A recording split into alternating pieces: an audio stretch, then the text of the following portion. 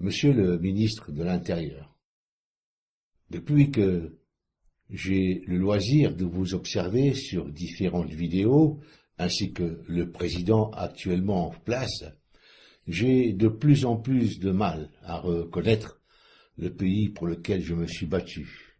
Vos propos, vos décisions, ainsi que vos attitudes paraissent hors de propos, hors contexte, et surtout, ils semblent aller à l'encontre des besoins réalistes des habitants de ce pays. Il semble que ce gouvernement vive dans une réalité différente, peut-être une réalité calquée sur Tel Aviv ou Jérusalem, ou encore dictée par des planches lors de tenues de loge. Que vous soyez attaché à une communauté israélite, vous en avez le droit, bien entendu, et certainement le devoir au regard de votre carte du monde et de vos intérêts particuliers. Personne ne conteste cela. Cependant, sachez, et cela ne vous a certainement pas échappé, que de plus en plus de citoyens sont exacerbés par vos propos, votre obstination à soutenir une communauté qui prend graduellement plus de place dans l'appareil d'État, dans les médias, dans l'ensemble des systèmes importants et qui se révèle dans l'esprit populaire comme ayant plus de droits que les autres communautés, y compris les Français de souche. Pensez-vous un jour, monsieur le ministre, interdire le Talmud dans les écoles qui se trouvent sur le territoire national, territoire français? 12 volumes dans lesquels se trouvent les écrits les plus monstrueux que l'humanité n'ait jamais produits. Écrits racistes, discriminatoires, hautement inhumains, dans lesquels, entre autres, nous sommes qualifiés de sous-races et comparés à des animaux, et bien d'autres choses innommables, qui heurteraient même les oreilles d'un sourd. J'invite ceux qui désirent à savoir ce qu'est le Talmud à faire des recherches sur Internet. Monsieur le ministre de l'Intérieur, que pensez-vous faire pour rétablir la sécurité dans ce pays? Et que compte faire ce gouvernement pour restaurer un système de santé performant, relancer l'emploi, le bien-être des citoyens? Et quand pensez-vous que ce gouvernement s'attaquera finalement aux vraies solutions pour les Français de base qui, eux, n'ont pas la chance d'être nés élus de Dieu et se sentent abandonnés, voire même spoliés et ignorés par la classe politique. Et je parle bien de classe politique et pas d'élus politiques. Ne pensez-vous pas que ces objectifs sont, et de loin, plus pertinents qu'une quenelle et qu'un humoriste? Vous avez suffisamment de lucidité pour comprendre que vos actes, votre conduite et vos propos réveillent la haine dans les esprits et l'installent dans les cœurs. Cela ressemble à s'y méprendre à de la provocation organisée et planifiée. Non, monsieur, et croyez-moi, j'ai du mal à vous appeler monsieur. Je ne me reconnais pas dans votre vision de la République, celle de l'abandon des valeurs fondamentales. Valeurs fondamentales pour lesquelles j'ai porté les armes et pour lesquelles j'ai risqué ma vie. J'ai honte de ce gouvernement, de ce président, qui semble être inexistant et qui parfois fait une apparition hautement ridicule. Pour la France, bien entendu, et les Français, avec des discours qui relèvent de la clownerie, beaucoup plus que d'une réalité tangible. Non seulement vous avez discrédité la classe politique, mais vous ridiculisez la France.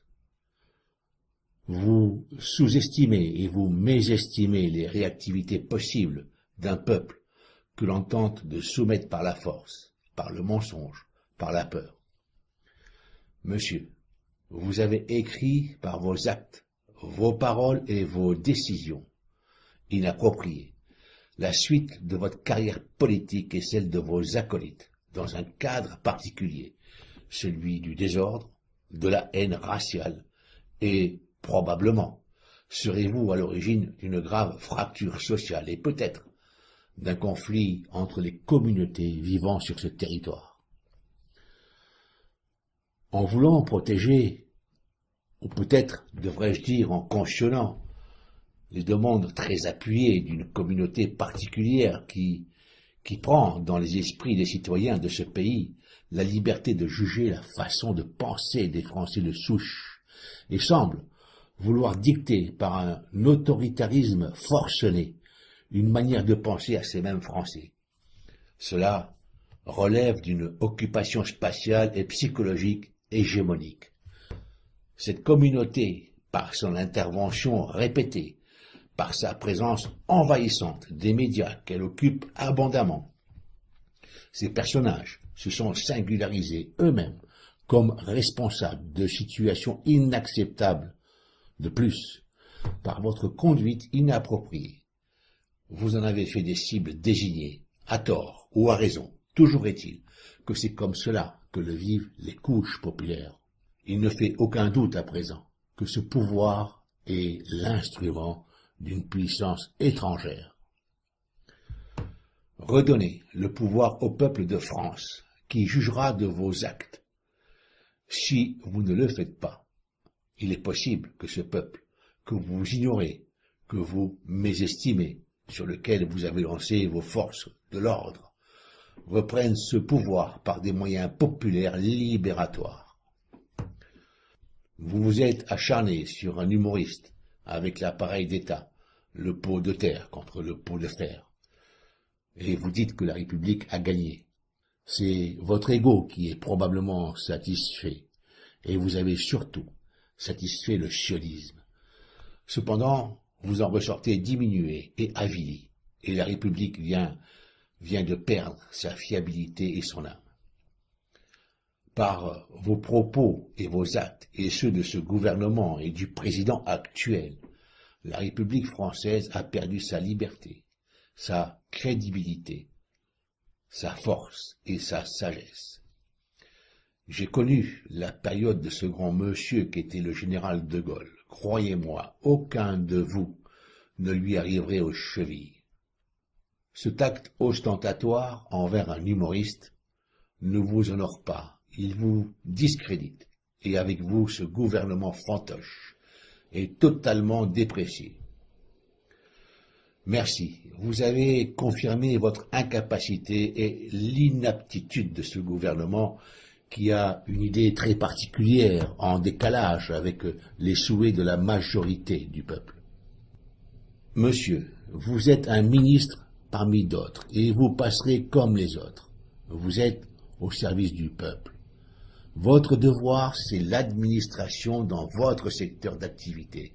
Et si ce que vous demande ce peuple n'est pas en accord avec votre sentiment et vos intérêts personnels, qui semblent attachés à une autre communauté, et que les préoccupations de la dite communauté passent avant les besoins fondamentaux des autochtones, alors vous faites fausse route.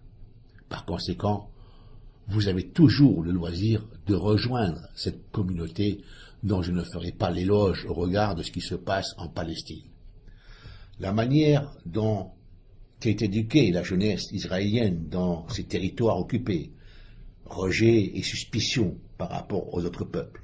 Cette jeunesse est élevée dans une peur viscérale de ceux qui ne sont pas de leur communauté. Cette communauté sioniste a construit et administre le plus grand camp de concentration et d'esclavage. Assassinat, torture, atteinte aux droits de l'homme, et j'en passe. Et qui plus est, cette communauté commet un génocide. Et ceci, sous le regard et dans un silence de plomb.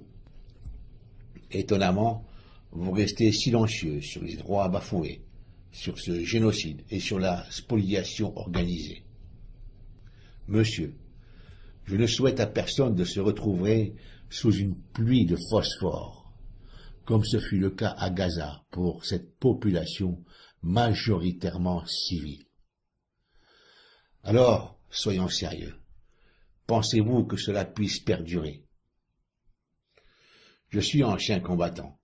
On m'a même attribué des médailles pour faits au combat, et j'ai une reconnaissance de la nation pour service rendu en opération extérieure dans les commandos parachutistes. Je suis fier de ce pays, la France. Aujourd'hui, en vous observant, vous et ce gouvernement, j'éprouve de la honte et un profond dégoût. Comment avons-nous fait pour chuter si bas, dans une espèce de fosse à purin puante? Dans la mémoire collective, il restera de ces périodes dépravées l'image des politiciens liés à la corruption, au cynisme, à la dépravation, et la liste pourrait être longue. Rome a vécu, et comme la Rome antique, vous ne survivrez pas. Je suis de nature tolérante et antiraciste. J'ai des amis de toutes nationalités et de différentes ethnies. Je ne me laisserai pas emporter dans le piège haineux et destructeur. Je laisse ça à ceux qui en vivent et qui en font commerce et qui alimentent la haine envers leurs prochains, qui poussent à aller bombarder d'autres peuples avec de l'armement français, et ceci par médias utilisés à profit unique, et d'autres outils de propagande mis à disposition pour destruction de masse et déstabilisation de société. Vous impliquez nos soldats dans des conflits pour lesquels le peuple n'y trouve aucun intérêt.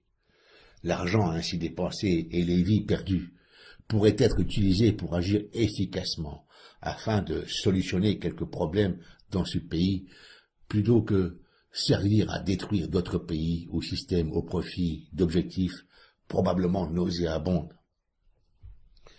Continuez à soulever haine et violence dans vos propos et vos attitudes. Vous renforcez ainsi la volonté du peuple français pour vous dévisser de votre socle. Je suis à la retraite et je préférerais couler des jours paisibles justement acquis. Cependant, le pays court un grave péril. Il est temps d'ouvrir les yeux. Le pays sera ce que nous en ferons. Les politiciens actuels utilisent le pouvoir pour leurs intérêts personnels. Il est essentiel de sortir de ce système et d'en créer un autre, plus humain, dans lequel l'État est au service du peuple et non d'une idéologie extérieure et contraire au bien-être des citoyens. Le loup est dans la bergerie. Boutons dehors les profiteurs. Le pouvoir au peuple de France. À ceux qui contesteront et qui critiqueront ce qui est exprimé dans cette vidéo, je dis, c'est ainsi que je le vis au plus profond de mon être, et j'exprime ce que je pense. Vous pouvez tenter de faire taire les personnes qui s'élèvent contre une dictature ou des idées néfastes, mais vous ne pouvez tuer l'esprit de liberté. Vive la France libre. Race d'aiglons, jamais vassal. L'aigle de Jupiter, placé devant les dieux, descendit sur la terre, faire des envieux.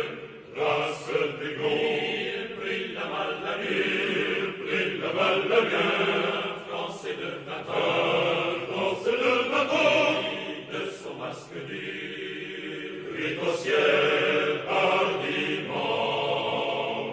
Race d'aiglons, jamais passant, monte sans peur vers le soleil, le seul pouvoir n'est qu'une escale, et ton royaume c'est le ciel. Contre l'ennemi qui t'assaille, ou le vent qui veut te dompter, dans le ciel couchant de bataille, tu auras toujours à lutter. Dans le cercle de France, bien des aigles sont morts, recueillent dans leur vaillance, le cœur palpite encore. Race d'aiglons, la race nous sommes, la race nous sommes, seront dignes d'eux, la quitter les hommes, et fait trembler les cieux. Race d'aiglons, jamais passant, votre sang